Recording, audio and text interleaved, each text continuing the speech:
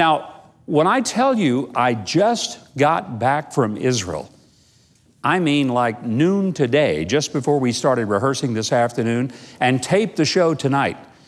I'm going to tell you, it's a good thing we've got a high energy and fantastic group of guests, or I might go to sleep in the middle of my own show, which is not good.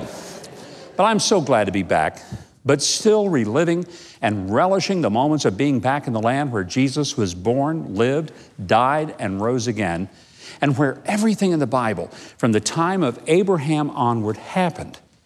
Now, I've been going since 1973, when I was just 17, and I never grow weary of being there and learning more about the Bible, the world, and myself, which I learn with every trip.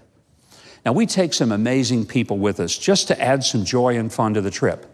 America's funniest woman alive, Shonda Pierce, entertained and blessed us, as did Al Denson, a group of great entertainers from Branson, Missouri, and many others.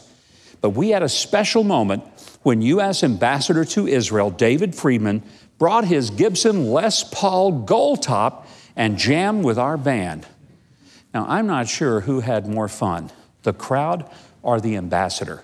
But he's really quite good, and we're already planning for another gig. Hey, while I was gone, it looks like another 50 Democrats decided to run for president, bringing the total number over 75. Okay, so I'm kidding about that, but it does seem that way. But you know, that's good. The Democratic primary ought to be a lively, open, and free process. I mean, the more ideas to improve our nation, the better. But I truly hope that there will be some Democrats who are maybe more like the traditional ones who believed in national security, reasonable taxation, and economic stability, and who actually believed in protecting innocent unborn life.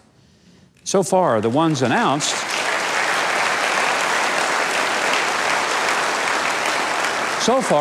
who have announced not only think a border wall is immoral, but they believe in open borders, and some even would tear down existing borders. And they all defend abortion and think we shouldn't have any restrictions on abortion, even up until the moment of birth. Now, Democrats didn't used to all think that. Many want to raise taxes to 70% and more, but they can't explain how that's going to help create a job for anybody. In fact, that'll be a total job killer for everyone, especially people at the bottom who really need the job. And it used to be that Democrats were supportive of our relationship with Israel, and often, quite frankly, even more so than the Republicans were. That's no longer the case, and it's especially troubling with hateful, openly anti-Semitic comments from Muslim congresswomen like Ilhan Omar from Minnesota or Rashida Tlaib from Michigan, whose profanity-laced expletives about the president had to be bleeped from every network. And let's face it, some of those networks, they don't bleep very much. It's pretty bad when they got to bleep it. Now, it's a very early start to a presidential race that won't even be decided until November of 2020, which is almost 2 years away. And I can't make any real predictions about it, except one thing I can predict with 100% certainty. I will not be running. Not as a Democrat, not as a Republican, or an independent. And when people ask if I might ever run for something again, I tell them very bluntly, there is a greater chance that I will have transgender surgery than I will ever run for anything again. Is that clear? Look, I've run for public office many times. I've won lots of times. I've lost a couple of times.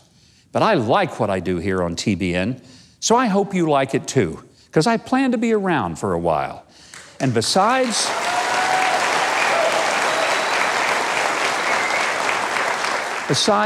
I just don't think I'd sound that good singing soprano.